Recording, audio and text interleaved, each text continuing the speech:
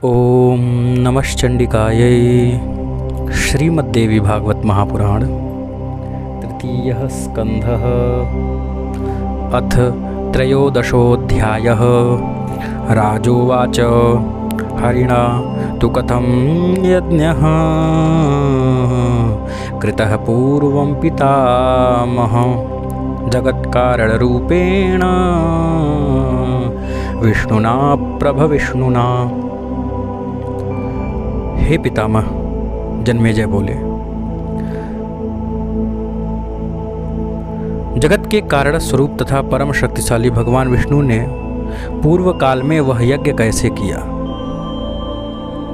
हे महामते, उस यज्ञ में कौन कौन ब्राह्मण सहायक थे और कौन कौन वेद तत्वज्ञ विद्वान ऋत्विज थे, यह सब आप मुझे बताएं। भगवान विष्णु के द्वारा किए गए अम्बा यज्ञ को सुनकर बाद में मैं भी सावधान होकर उसी विहित कर्म के अनुसार यज्ञ करूंगा। हे महाभाग, व्यास जी ने कहा कि हे राजन, भगवान विष्णु ने जिस तरह विधि पूर्वक देवी यज्ञ किया था, उस परम अद्भुत प्रसंग को आपसे विस्तार से कहता हूँ, ध्यान से सुनिए। उस समय जब आदिशक्ति ने उन्हें विभिन्न शक्तियाँ प्रदान करके विदा कर दिया, तब श्रेष्ठ विमान पर स्थित होकर तीनों ब्रह्मा विष्णु महेश पुनः पुरुष के रूप में हो गए। वे तीनों श्रेष्ठ देवगण घोर महासागर में पहुंच गए। वहां उन्होंने पृथ्वी उत्पन्न करके उस पर रहने के लिए स्थान बनाया और वहीं रहने लग गए। उसी समय देवी ने अचल आधार शक्ति को मुक्त किया, जिससे आश्रय से वह मेद युक्त पृथ्वी टिक गई। मधुकैटभ के मेद का संयोग होने के कारण पृथ्वी को मेदिनी कहा गया है। धारण करने की शक्ति होने के कारण उसे धरा कहा गया है। विस्तृत होने के कारण उसे पृथ्वी कहा गया है। यह पृथ्वी महनीय होने के कारण मही कही गई है। यह शेषनाग के मस्तक पर स्थित है।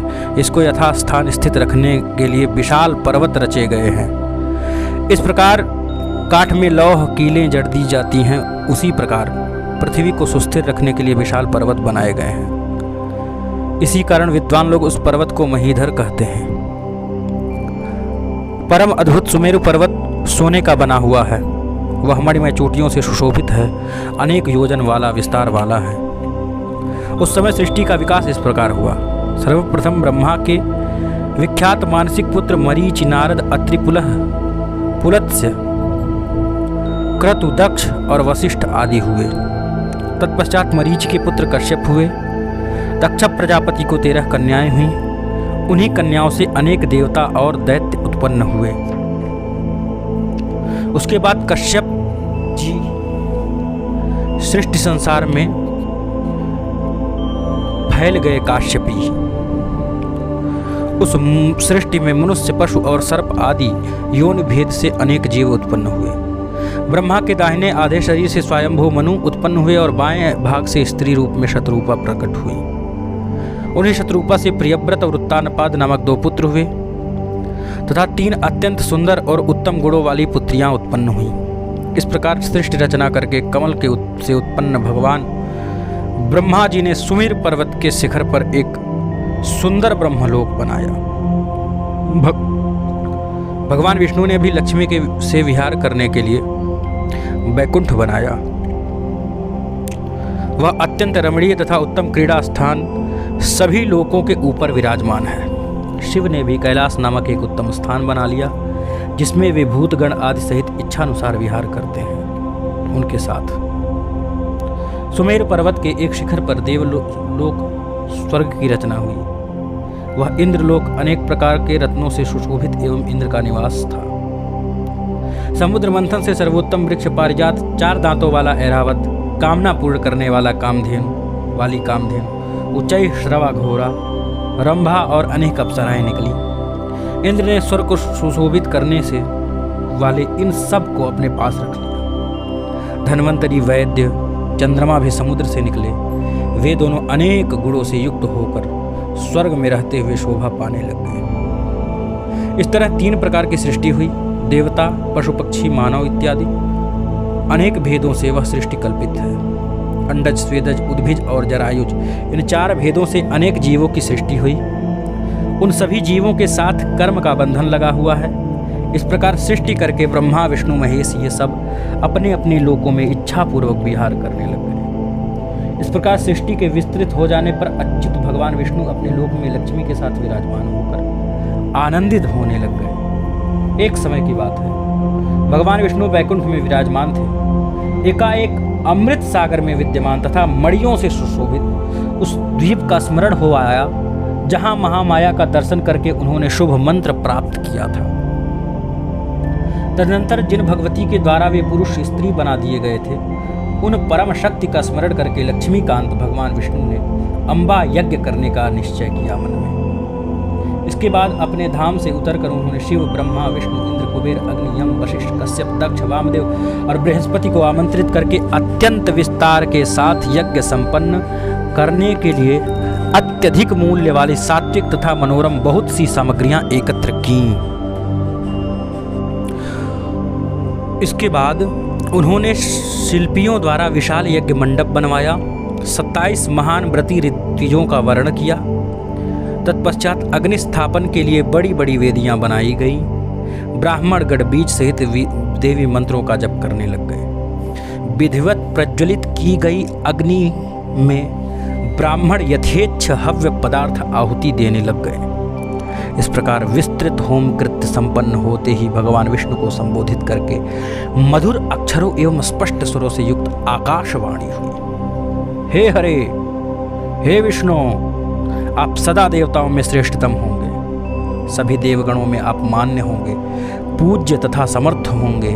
संसार में इंद्र सहित ब्रह्मा आदि सभी आपकी अर्चना करेंगे, वंदना करेंगे, पूजा करेंगे। पृथ्वी पर सभी मानव आपकी भक्ति से युक्त होकर रहेंगे और सभी मनुष्यों को वर देने वाले होंगे। आप सभी देवताओं को भी मनोवांछित फल देने वाले होंगे। सभी यज्ञों के प्रधान देव रूप में विद्यमान होकर याज्ञिकों के द्वारा आप पूजे जाएंगे। लोग आपकी पूजा करेंगे। आप सभी के लिए वरदाता होंगे। राक्षसों के द्वारा अत्यधिक प्रताड़ित किए जाने पर देवगण आपका ही आश्रय ग्रहण करेंगे। आप सभी के शरणदाता होंगे। अत्यंत विस्तार वाले वेदों तथा सभी पुराणों में आप ही पूज्यतम होंगे। आपकी कीर्ति महान होगी। इस पृथ्वी तल पर जब जब धर्म का ह्रास होगा, तब तब आप शीघ्र ही अपने ही अंश से अवतार लेकर धर्म की रक्षा करेंगे।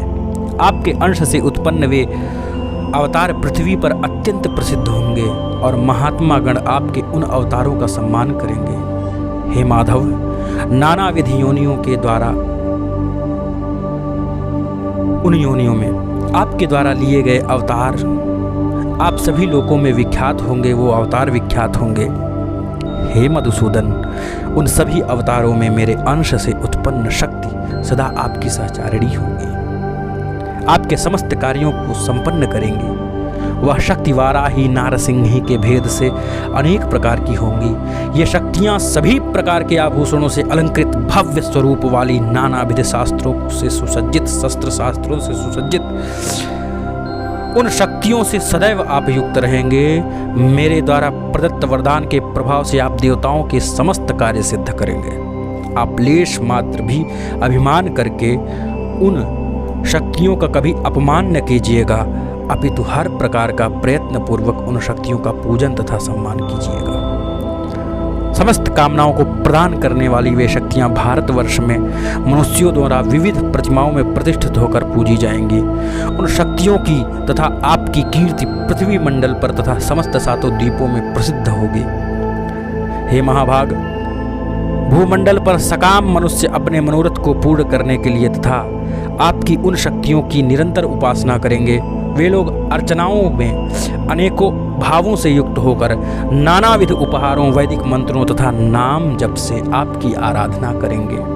हे मधुसूदन, देवदेवेश मनुष्यों द्वारा सुपूजित होने के कारण आपकी महिमा पृथ्वी लोक में तथा स्वर्गलोक में वृद्धि को प्राप्त होगी। व्यास जी ने कहा कि इस प्रकार भगवान विष्णु ने पूजा के परिणाम में भगवती का वरदान प्राप्त किया और उस आकाशवाणी के द्वारा जो दिव्य वरदान हुआ दिया, माता भगवती ने फिर चुप हुई हैं उसे सुनते ही भगवान विष्णु भी प्रसन्न चित्त हो गए। यज्ञ का विधि पूर्वक समापन करके तथा देवताओं, ब्रह्म पुत्रों और मुनियों को विदा करके सर्वसमर्थक गरुड़ध्वज भगवान विष्णु अपने अंचरों के साथ वैकुंठ लोक को चले गए। तदनंतर विस्मय के साथ यज्ञ विषय वार्ता करते करते वे समस्त देवता अपने अपने लोक को गए। मुनिजन अपने अपने पवित्र आश्रमों के प्रति प्रसन्नतापूर्वक चले गए। आकाश से प्रादुर्भूत उस कर्णप्रिय तथा परम विशद वाणी को सुनकर सबके हृदय में परा प्रकृति के प्रतिभाव भक्ति भाव उत्पन्न हो गया। हे मुनीन्द्रो, अतएव वे सभी ब्राह्मण और मुनिजन भक्ति परायण होकर उन भगवती का पूजन करने लगे जो वेद शास्त्रों में वर्णित है तथा संपूर्ण वांछित फलों को प्रदान करने वाला है। ओम श्रीमद्देवी भागवते महापुराणे अष्टादशसहस्रयां संहितायां तृतीय स्कंधे अंबिका मखस्य विष्णुनानुष्ठानव वर्णनम नाम त्रयोदशोऽध्यायः। ओम।